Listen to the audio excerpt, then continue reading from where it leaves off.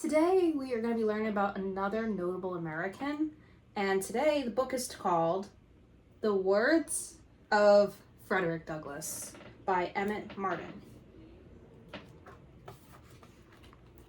Now, I would like to say this is definitely a tough story to share, and it might be difficult to read about, but it is entirely true, and I think it's important we talk about these topics rather than see them as in the past, and I think this is a good way to do it, but again, may be difficult for some readers. Enslaved from birth. Frederick Douglass accomplished a great deal in his life. Historians call him an abolitionist, newspaper publisher, writer, and orator. He was all these things, but also much more. He traveled the world speaking out to condemn the institution of slavery, as well as to demand rights for Black Americans. He supported women's right to vote too. But this man was an unlikely American icon at the beginning of his life. He was born into slavery in Maryland in 1817 and just narrowly escaped after 2 failed attempts. During his lifetime, Frederick Douglass wrote 3 autobiographies. An autobiography is the account of someone's life written by that person. Because Douglass told his own story, we can learn about his extraordinary life using the best, most reliable source, his own words. Looking back, during Frederick Douglass's early life, slavery was ending in other places around the world. Parts of the United States held on to it, particularly in the South, where many enslaved people were forced to work on large farms called plantations. Unanswered questions. Many enslaved people didn't know their birthday. Frederick Douglass chose February 14th as his. In his narrative of the life of Frederick Douglass, an American slave, he said, "I have no accurate knowledge of my age, never having seen any authentic record containing it. He also knew little about his parents. He only saw his mother at night and was separated from her when he was young. His father was unknown, but Douglass said others whispered that my master was my father." Now, this photo here of Frederick Douglass was taken around 1879, although it's hard to know the exact year. And the author also adds that Douglass was a name that he chose for himself. He was born Frederick Augustus Washington Bailey. An early lesson. Frederick lived with his grandmother for a time. When he was 6, he was taken to work at a plantation called Y House. At 8, he was sent to Baltimore, Maryland, to work for a man named Hugh Auld. Although it was against state law, Auld's wife, Sophia, taught Frederick the alphabet. Her husband stopped this when he found out, saying, "If you teach him how to read, he'll want to know how to write. And this accomplished, he'll be running away with himself."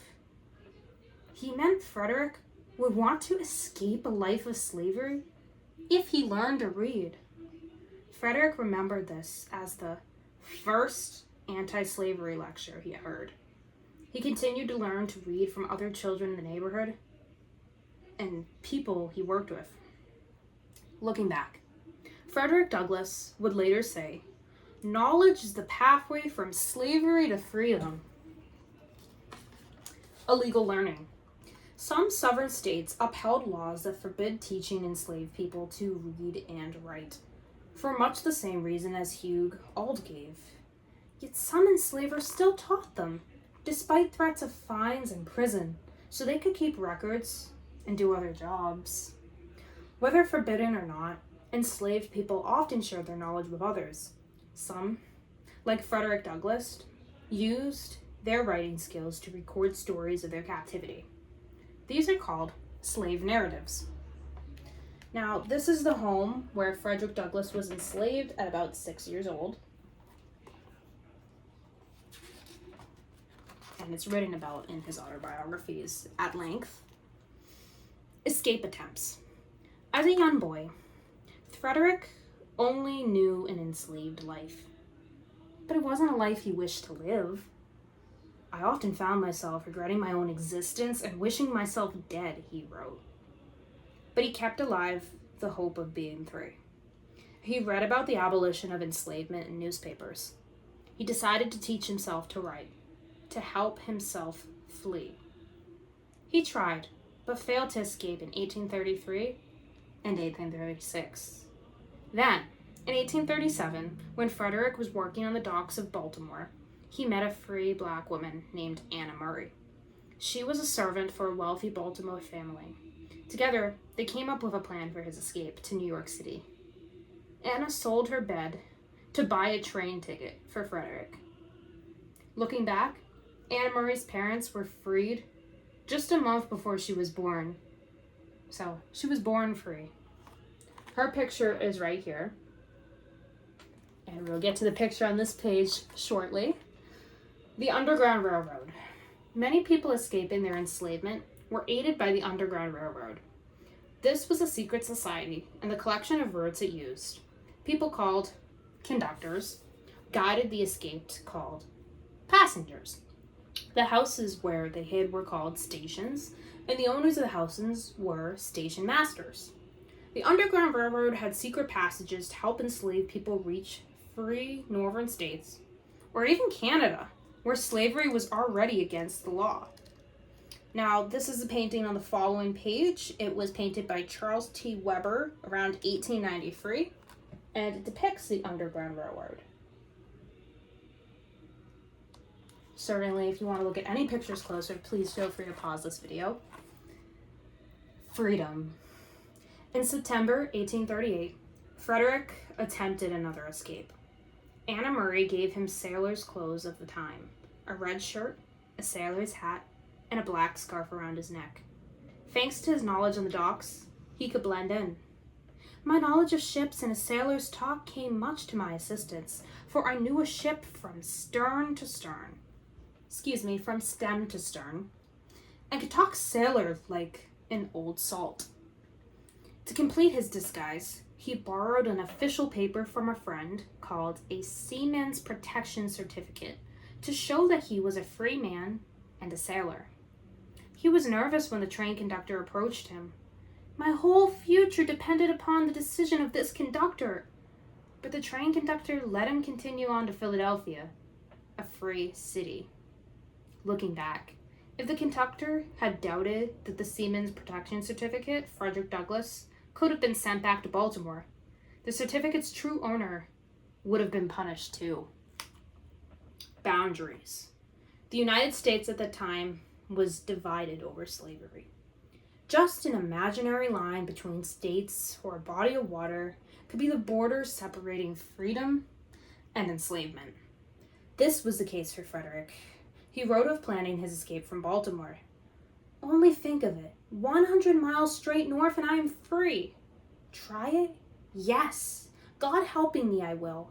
It cannot be that I shall live and die a slave.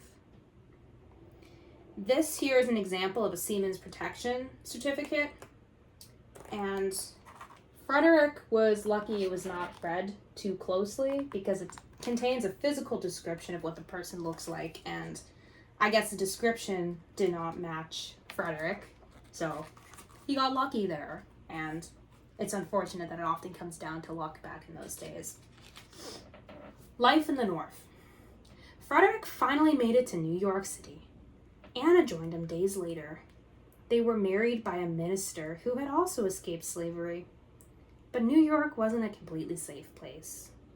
Some there made money by capturing people who had fled enslavement. Frederick and Anna changed their last names. After they settled in New Bedford, Massachusetts, they chose the name Douglas. Even though Frederick Douglass was free, he faced discrimination in the North. When he tried to get a job as a shipyard caulker, the white workers threatened to quit if he was hired. He took any work he could find. He wrote, "People might not get all they work for in this world, but they must certainly work for all they get." Looking back, Frederick Douglass insisted on keeping his first name while he changed his last name. He explained, "I must hold on to that, to preserve a sense of my identity." Not welcomed. Those who escaped slavery and free Black Americans often lived in the same neighborhoods. They did this to avoid capture because some white neighborhoods didn't accept them. Finding work to start a new life was a challenge for those who escaped slavery. Sometimes they offered to work for less money than white workers. That made white workers who wanted more money blame them for taking away job opportunities.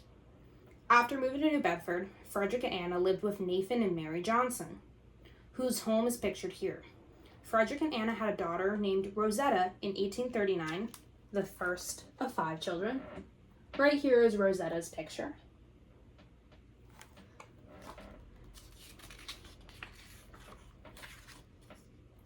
An orator, an abolitionist. In 1840, Frederick Douglass began attending abolition meetings. He heard speeches given by William Lloyd Garrison, the famous anti-slavery speaker. In 1841, when at an anti-slavery convention in Nantucket, Massachusetts, Douglass was invited to speak about his own experience.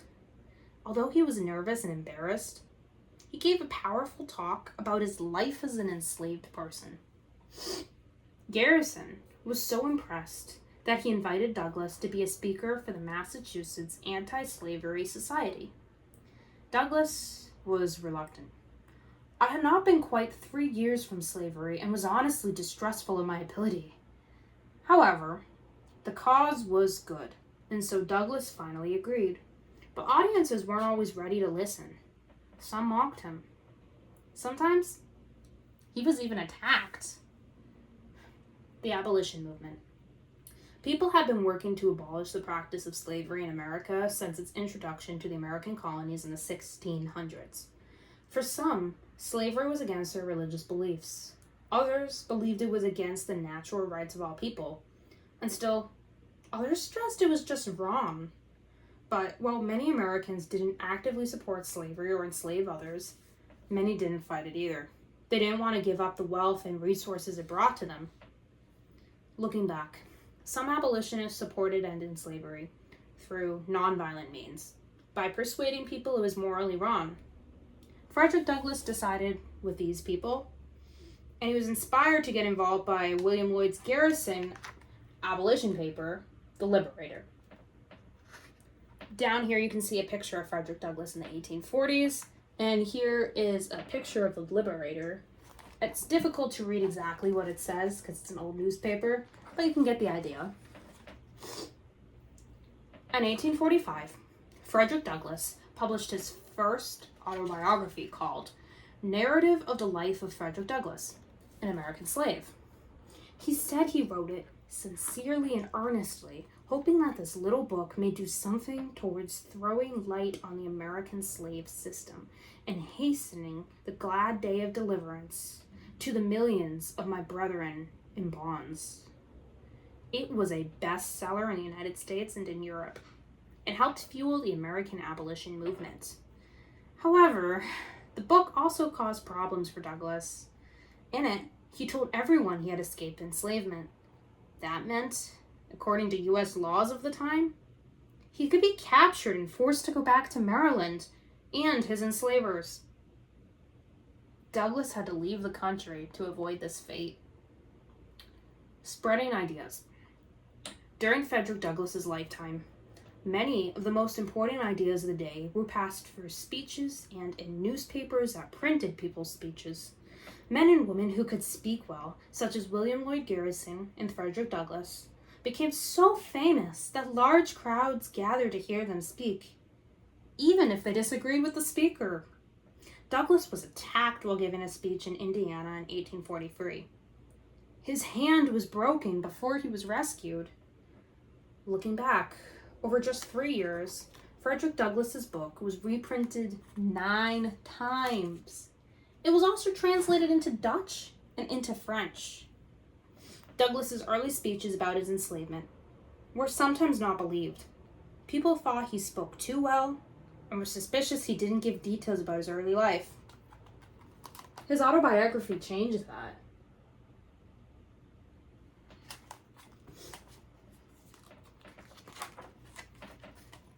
A warm welcome. Douglass sailed to Europe in August 1845 and gave speeches throughout the United Kingdom. He wrote in a letter about his time in Ireland, "I am seated beside white people. I reach the hotel. I enter the same door. I am shown into the same parlor. I dine at the same table, and no one is offended. I find myself regarded and treated at every turn with the kindness and deference paid to white people." He was given the same respect as other people. Similarly, when he was in England later, Douglass said that he was treated not as a color, but as a man. Douglass spent 2 years in Europe giving speeches. He gained many friends for the abolition movement back in the United States. Oppression overseas. Irish people may have especially embraced Frederick Douglass because they recognized him as someone who understood oppression as they did. Although they weren't enslaved, many Irish were very poor and wanted to be free of England's control. That country had prevented them from owning property, attending colleges, or holding political office for a time. Oppression was about denying others' rights through unfair laws. The way Douglass spoke out against injustice inspired people outside of the United States too. Looking back, 2 British supporters, Ellen and Anna Richardson, arranged to buy Douglass's freedom from his enslaver, Hugh Gould. This photograph of Frederick Douglass was taken around the time of his last year in Europe. He's thought to be about 29 in this photo. And I really like that this book makes the tie into European history, particularly Irish history, because it is true that this man not just changed the United States, but perhaps the entire world. Another fight. When the danger of capture was gone, Douglass returned to the United States and to his family in 1847. He used money given to him by British supporters to begin a newspaper called the North Star. Through his writing, he called for the end of slavery and for the rights for all people, not just the enslaved. He also supported the fight for women's suffrage, or the right to vote. Abolitionists and suffragists sometimes disagreed. Though almost all suffragists supported abolition, some abolitionists thought women's rights should wait until slavery was ended. Others thought women should be able to vote at all. Douglass, however, said not giving women the right to vote was hurtful to 1/2 of the moral and intellectual power of the government of the world. Looking back, Frederick Douglass was present at the first convention for women's suffrage at Seneca Falls, New York in 1848. He signed the Declaration of Sentiments, the official statement that named women's grievances or objections and their future goals. Allies at odds. The women's suffrage and abolitionist movements were linked. Both were fighting for rights. Some in the abolition movement didn't think women should have a public role. Others believed linking causes would alarm voters. These people chose to push for either suffrage or abolition first. Even Douglass split with women's rights leaders Elizabeth Cady Stanton and Susan B. Anthony over the passage of the 15th Amendment, the addition to the U.S. Constitution that gave black men suffrage. And here is a picture of Douglass's North Star newspaper. And fun fact, it's named after the North Star Polaris because enslaved people who escaped were told to follow the star Polaris to get to the north. Lincoln and Douglass. The American Civil War broke out in 1861. 11 southern states separated from the United States and formed a government, the Confederate States of America. President Abraham Lincoln was the U.S. aim in the war was to keep the nation together, not to end slavery. But in 1863, the Emancipation Proclamation freed enslaved people only in rebelling states. Frederick Douglass became an occasional advisor to Lincoln. In Life and Times of Frederick Douglass, his third autobiography, Douglass said he told the president he would go into the rebel states beyond the lines of our armies and carry the news of emancipation and urge the slaves to come within our boundaries. Douglass and Lincoln knew that if peace between North and South came too soon, it might leave still in slavery all who had not come within our lines. Looking back, Frederick Douglass didn't back Abraham Lincoln in the presidential election of 1864. He wanted John Fremont, because Fremont publicly supported suffrage for black people. Lincoln won, however. Causes of the conflict. Like most wars, the American Civil War erupted for several reasons.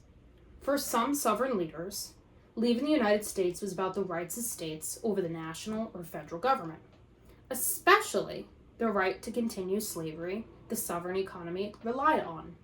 For many in the North, it was about preserving the nation. For abolitionists, it was about ending slavery. Families sometimes disagreed about the war, pitting brother against brother and child against parents. Some brothers even fought on opposite sides. Here is a picture of President Abraham Lincoln in his famous Emancipation Proclamation that was issued in September 1862, taking effect January 1st of the following year, which is 1863. And it is important to note it emancipated the slaves in the rebelling territories, but not the ones in the North. And it's easier to say that there were not slaves in the northern states. That's not necessarily true. States like Maryland on the border, Maryland, for example, did not secede from the Union, so slaves in Maryland would not have been freed by that proclamation. Maryland's just an example. There were a number of states in that same situation. Maryland was where Frederick Douglass had been enslaved, so had he still been enslaved, the Emancipation Proclamation would not have freed him. But still, it's a very important document, and it turned the tide in that direction, even though not entirely. Back to the story, my little tangent aside. Frederick Douglass argued that black Americans should be able to fight in the North's Union Army against the South's Confederate forces. Lincoln finally agreed in 1862. Douglass played a big part in signing up black recruits. He thought fighting for the Union could be a route to American citizenship.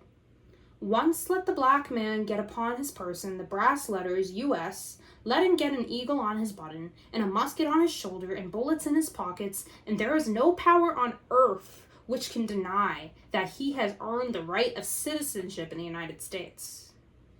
However, among other unfair practices, black soldiers weren't paid as much as white soldiers. Douglass worked to change this policy. In 1864, Congress granted black soldiers equal pay. Looking back, Charles and Lewis Douglass, Frederick's sons, were in the 54th Massachusetts Infantry Regiment, an army unit praised for its courage. The bravery of black soldiers. Black soldiers in the Union Army faced even greater danger than white soldiers. The Confederate Army threatened to kill or enslave captured black soldiers rather than keep them as prisoners of war. Lincoln signed an order promising revenge on Confederate prisoners of war if black soldiers were mistreated. This didn't stop the mistreatment, though, but by the end of the Civil War, 16 black Union soldiers had been awarded Medals of Honor for their outstanding service. Pictured is a recruitment poster targeting African Americans to have enlisted in the Union Army. Douglass during Reconstruction. Reconstruction was the period in U.S. history from 1865, the end of the Civil War, to 1877. During this time, former Confederate states established new state governments in order to be accepted back into the Union. Although slavery ended, discrimination against black Americans did not. Acts called Jim Crow laws were put in place to keep black Americans from exercising their new rights. Frederick Douglass worried that not enough was being done. You say you have emancipated us. You have, and I thank you for it. But what is your emancipation? You turned us loose to the sky, to the storm, to the whirlwind, and worst of all, you turned us loose to the wrath of our infuriated masters. Some Jim Crow laws remained in place until the 1960s. More jobs. In 1874, Frederick Douglass was made president of the Freedmen's Savings and Trust Bank, which was set up to protect the money of black Americans. However, the bank didn't last long. He was then made a U.S. Marshal in 1877, the first Black American appointed to a position approved by the U.S. Senate.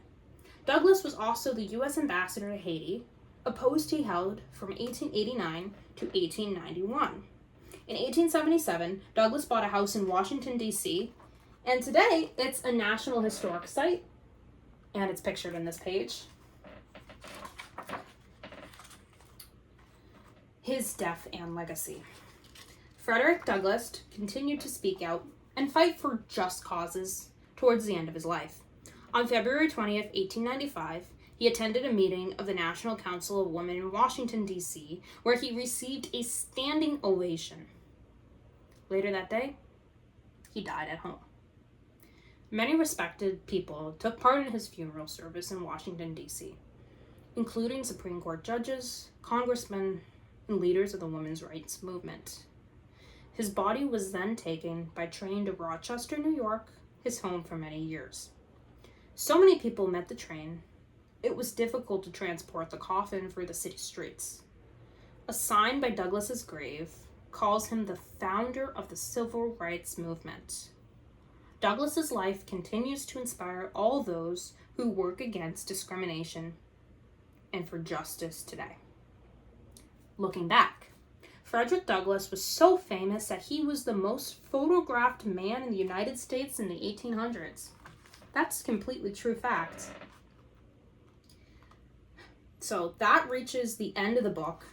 If you were to check this out, you would see it has a timeline of the events that we discussed, a glossary, and more information you can find if you want to learn more about Frederick Douglass or about American slavery, the Civil War, or any of the above topics. And yeah, so thank you. I understand this is a tough discussion, and I try to keep these books appropriate for grade school level readers. This book may approach, late grade school, middle school, but still I think it was important discussion and very fitting for the series I do here on YouTube for whoever watches these videos.